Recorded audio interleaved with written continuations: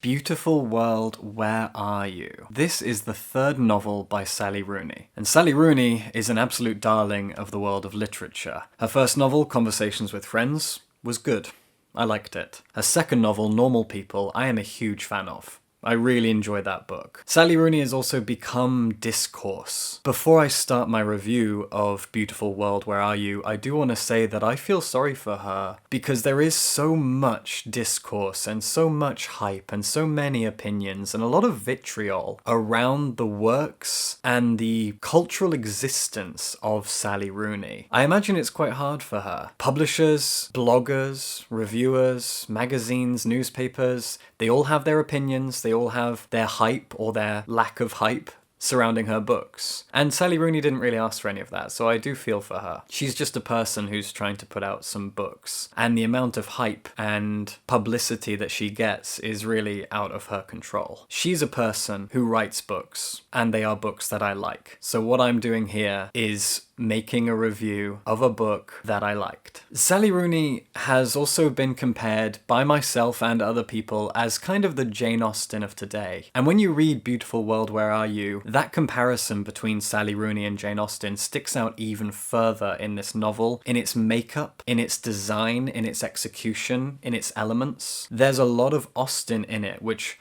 I'll come to in a second. So let's just dig into it. What is Beautiful World, Where Are You? What's it about? And is it any good, by my reckoning? This is a spoiler-free review, as I've put in the thumbnail. I will only really cover in detail the first quarter of the book, and a bit about the structure of the book in a broader sense, but nothing about the plot details beyond the first quarter of the book, so don't stress about that. Beautiful World, Where Are You tells the story of two young women who are on the cusp of 30, Alice and Eileen. Alice and Eileen are friends who met at university. We get some flashbacks early on to their life at university, their relationships, their exploits, their friendship, and how their friendship grew. But now, today, around the age of 30, Alice is a published author, and she's pretty famous, and you can definitely see a lot of ties that bind her and Sally Rooney. Eileen, on the other hand, is working an office job in Dublin,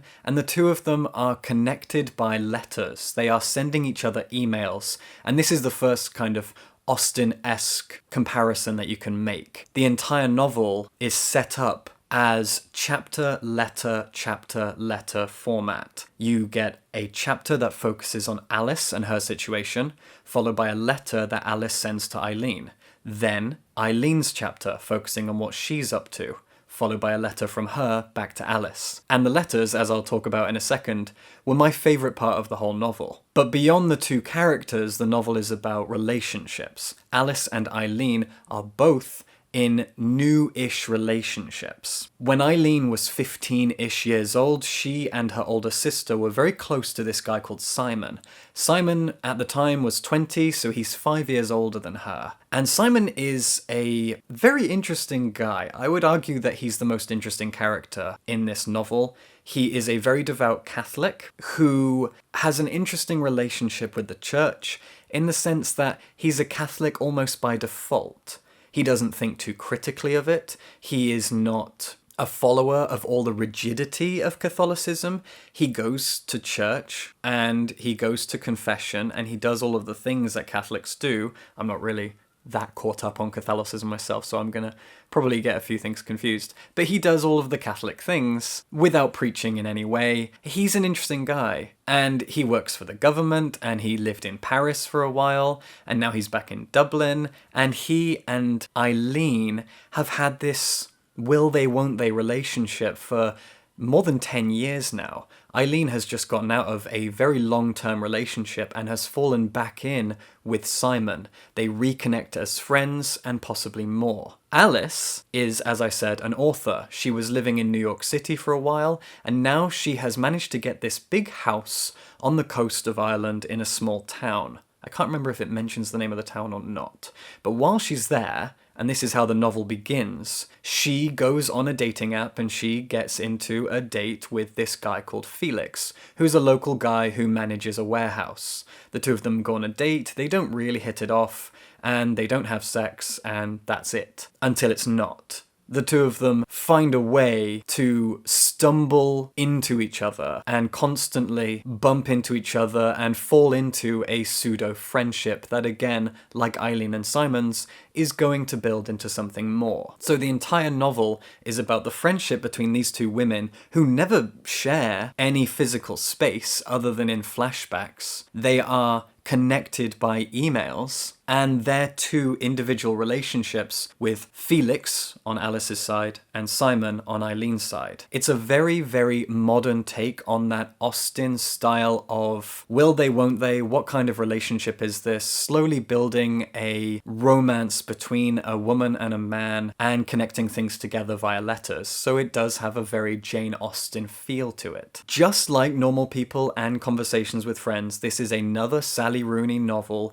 that deals with intimacy, friendship, and relationships, especially the healthy versus unhealthy aspects of them. Again, like those two novels, this is very white, very middle class, very heterosexual, although we do learn early on that Felix is bisexual, but that doesn't really play into his character at all. Not that it has to. So those are our characters, that's our situation. Alice is a famous author and she has to do famous author things. She has had a breakdown and that's what brought her back to Ireland. She had a complete emotional breakdown and Felix can actually relate to that. After the loss of his mother, he felt like he just wanted to die or that death really wouldn't matter to him one way or another. And very early on, the two of them go to Rome together and it's their time in Rome that pushes them beyond acquaintances and friends into something more. Meanwhile, Eileen and Simon are in a very unhealthy relationship. They are leaning on each other, they are lost and floating in the ether. She is 30 and has just broken up with someone, he's about 35, and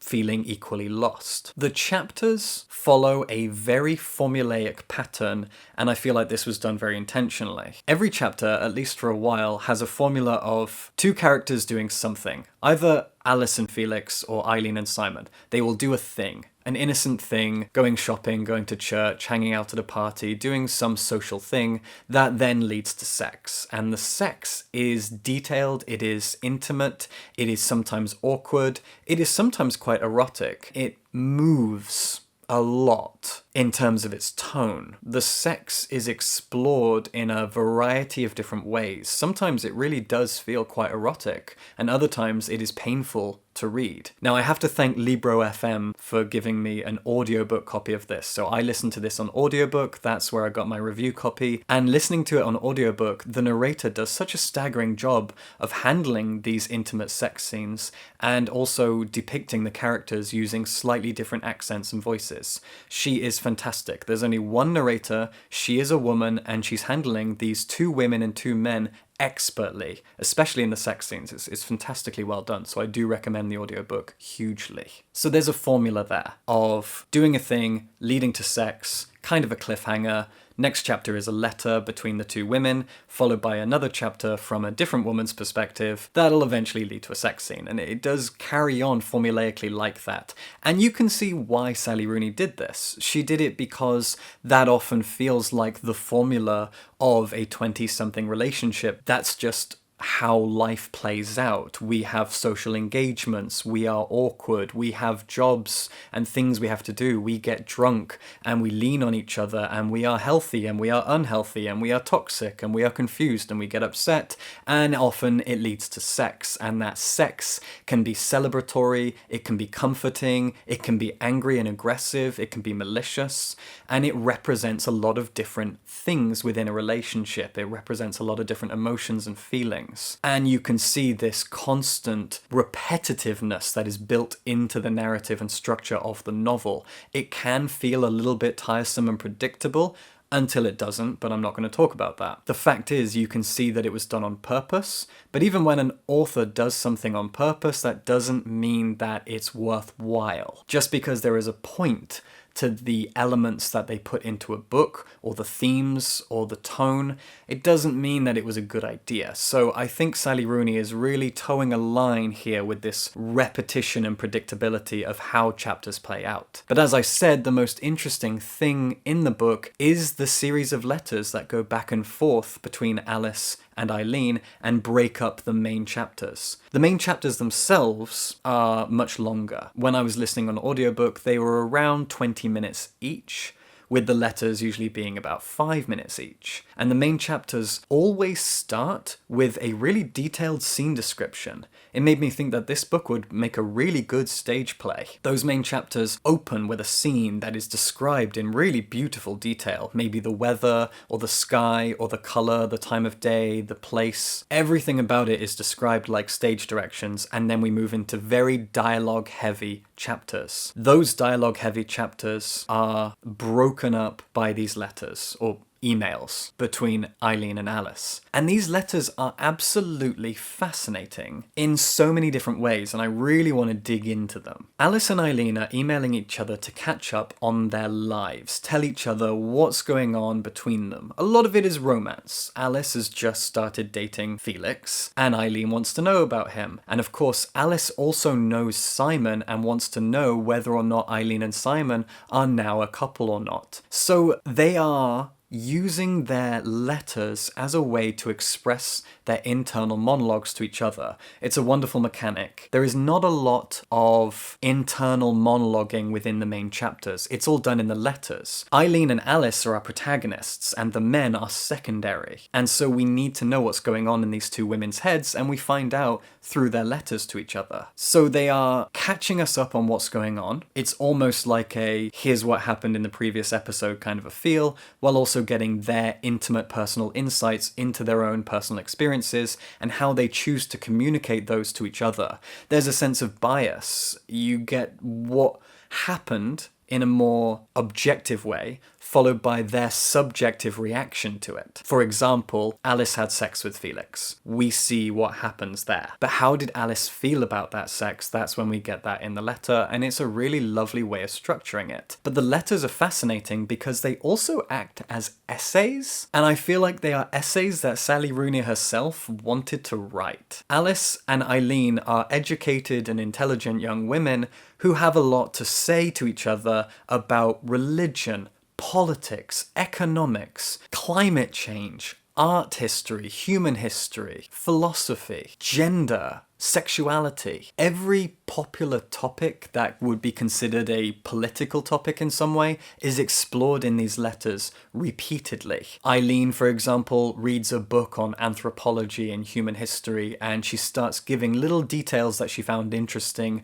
to Alice. They talk about pottery, they talk about the history of a certain form of Greek that was lost to time, and all of these things are building them as characters and building their relationship for us, the reader, to enjoy. And they go on and on and on, and it's amazing how Sally Rooney has created these essays that must in part be her own experiences and her own opinions on certain topics, while making sure that it is a specific and particular woman who gives that opinion so that it's in line with her character. It's really, really well done, because these two women, through their emails, they do disagree, they do fall out, they do get confused with each other. And it's maintained all the way through the book. And I found it so touching.